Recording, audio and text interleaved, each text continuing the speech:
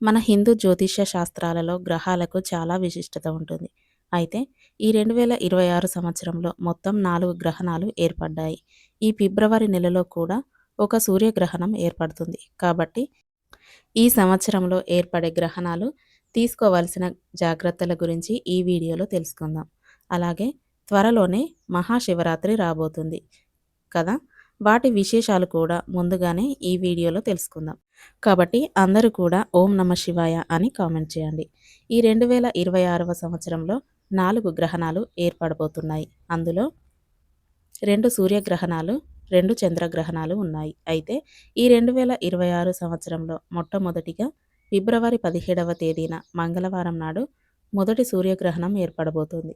ఫిబ్రవరి 17 మాఘ అమావాస్యతో రాహుగ్రస్త కంకణకార సూర్యగ్రహణం ఏర్పడుతుంది. అయితే ఈ నెలలో ఏర్పడే సూర్యగ్రహణం మన భారతదేశంలో కనిపించదు. కాబట్టి భారతదేశంలో ఉన్నవారు ఎలాంటి గ్రహణ నియమాలు పాటించాల్సిన అవసరం లేదు. కానీ కొన్ని జాగ్రత్తలు తీసుకోవాల్సిందే.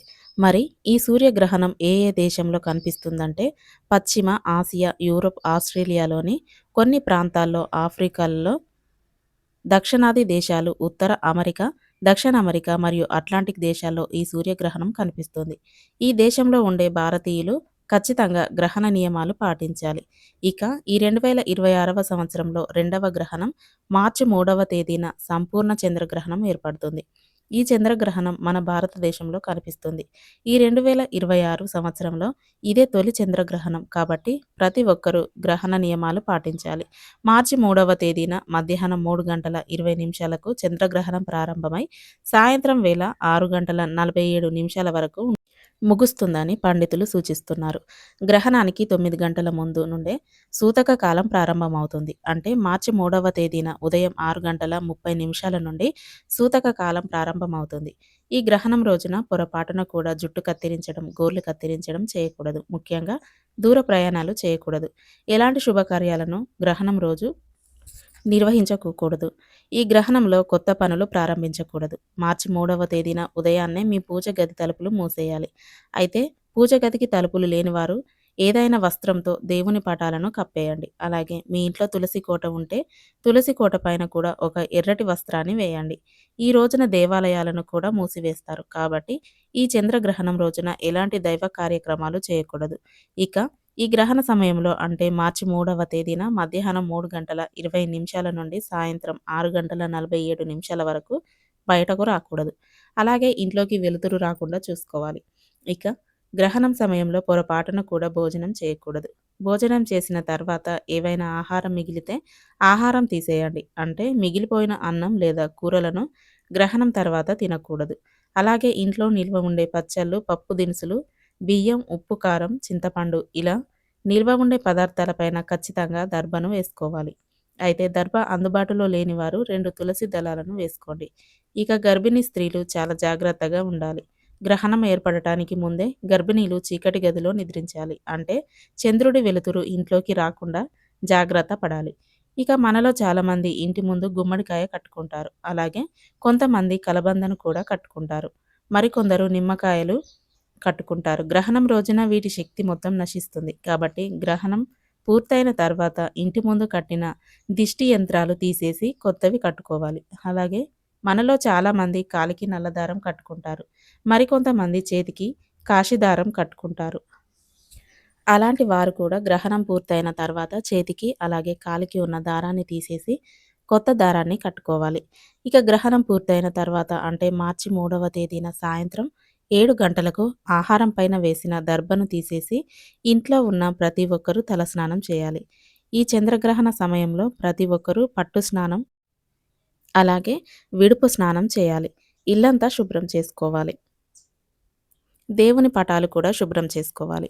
మీ దగ్గరలో ఏదైనా శివాలయం ఉంటే గ్రహణం పూర్తయిన తర్వాత శివాలయానికి వెళ్ళి శివునికి నమస్కారం చేసుకోవాలి. ఏటి సూతకంలో ఉన్నవారు అలాగే నెలసరిలో ఉన్నవారు కూడా ఈ గ్రహణ నియమాలను పాటించాలి. ఈ విధంగా మార్చి 3వ తేదీన ఏర్పడే సంపూర్ణ చంద్రగ్రహణం ప్రతి ఒక్కరూ ఈ నియమాలను తప్పనిసరిగా పాటించండి.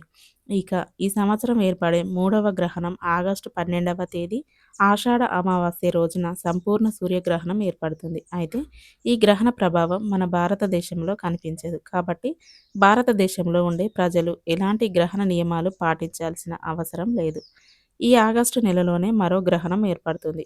ఆగస్టు 27వ తేదీ పౌర్ణమి నాడు చంద్రగ్రహణం ఏర్పడుతుంది. కానీ ఈ గ్రహణం కూడా మన భారతదేశంలో కనిపించదు. కాబట్టి ఎలాంటి గ్రహణ నియమాలు పాటించాల్సిన అవసరం లేదు. కాబట్టి ఈ 2026లో మొత్తం మీద చూసుకుంటే మార్చి 3వ తేదీన మాత్రమే సంపూర్ణ చంద్రగ్రహణం భారతదేశంలో కనిపిస్తుంది. ఈ గ్రహణం రోజున గ్రహణ నియమాలు పాటిస్తే సరిపోతుంది. ఇక అతి త్వరలోనే మహా అద్భుతమైన మహాశివరాత్రి రాబోతుంది కదా! మహాశివరాత్రి వచ్చేలోపు ప్రతి ఒక్కరూ తెలుసుకోవలసిన కొన్ని ముఖ్యమైన నియమాలు తెలుసుకుందాం. ఈ నెల ఫిబ్రవరి 15వ తేదీన ఆదివారం నాడు మహాశివరాత్రి వచ్చింది. పురాణాల ప్రకారం ఈ మహాశివరాత్రి రోజునే శివపార్వతులకు వివాహం జరిగిందని, అలాగే ఈ రోజునే ఆ పరమేశ్వరుడు విషాన్ని తాగి లోకాలను రక్షించాడని నమ్మకం.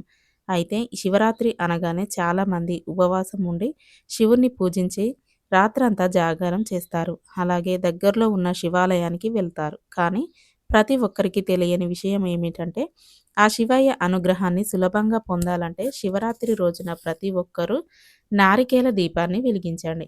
నారికేల దీపం అంటే ఆ శివయ్యకు మహాప్రీతికరమైనది. కాబట్టి ఇంతటి శక్తివంతమైన మహాశివరాత్రి రోజున మీ పూజ గదిలో కానీ, తులసి కోటలో కానీ, శివాలయంలో కానీ కొబ్బరి చిప్పలో దీపం వెలిగించి ఆ శివానుగ్రహాన్ని పొందండి. శివునికి 3 కళ్ళు ఉంటాయి. అలాగే కొబ్బరికాయకు కూడా 3 కళ్ళు ఉంటాయి. కాబట్టి 3 కన్నులున్న కొబ్బరి చిప్పలో దీపాన్ని వెలిగిస్తే ఆ శివయ్య వెంటనే అనుగ్రహిస్తాడు. ఇక ఈ శివరాత్రి పండుగ నాడు ప్రతి ఒక్కరూ శివాలయానికి వెళ్లాల్సిందే. ఈ మహాశివరాత్రి పర్వదినాన శివపార్వతులిద్దరూ శివాలయంలో సంచరిస్తారట. కాబట్టి ఈరోజు శివాలయానికి వెళ్ళి శివుణ్ణి దర్శించుకుంటే సాక్షాత్తు ఆ శివయ్యే మనల్ని ఆశీర్వదిస్తాడట. ముఖ్యంగా ఈ శివరాత్రి సాయంత్రం సమయంలో అంటే ప్రదోష కాలంలో శివాలయంలో నెయ్యి దీపాలు వెలిగిస్తే చాలా మంచిది. మహాశివరాత్రి రోజున శివాలయంలో దీపాలు వెలిగిస్తే మీ కష్టాలన్నీ వెంటనే తీరిపోయి ధనపరంగా, ఆరోగ్యపరంగా బాగా కలిసి వస్తుంది. అలాగే ఈ మహాశివరాత్రి పర్వదినాన ప్రతి ఒక్కరూ నంది కొమ్ముల మధ్య నుండి శివయ్యను దర్శించుకోవాలి. ఈ పవిత్రమైన మహాశివరాత్రి నాడు నంది కొమ్ముల మధ్య నుండి ఆ పరమేశ్వరుడిని దర్శించుకున్న వారికి జన్మ జన్మల పాపాలన్నీ వెంటనే నశిస్తాయట. ఇక ఈ శివరాత్రి రోజున మీరు ఎన్ని పూజలు చేసినా సరే శివలింగానికి అభిషేకం చేయకపోతే మీ పూజలకు సంపూర్ణ ఫలితం దక్కదు. ఒక చెంబుడు నీళ్లను శివలింగంపై పోసి మనస్ఫూర్తిగా నమస్కారం చేసుకున్న ఆ శివయ్య వెంటనే కరుణిస్తాడు. కాబట్టి ఈ శివరాత్రి రోజున ప్రతి ఒక్కరూ శివలింగానికి అభిషేకం చేయండి. ఇక వివాహ ప్రయత్నం చేసేవారు ఈ శివరాత్రి రోజున మల్లెపూలతో శివుణ్ణి పూజిస్తే త్వరగా వివాహం కుదురుతుంది. అలాగే నందివర్ధన పూలతో శివుణ్ణి పూజిస్తే అనారోగ్య సమస్యలన్నీ తొలగిపోతాయి.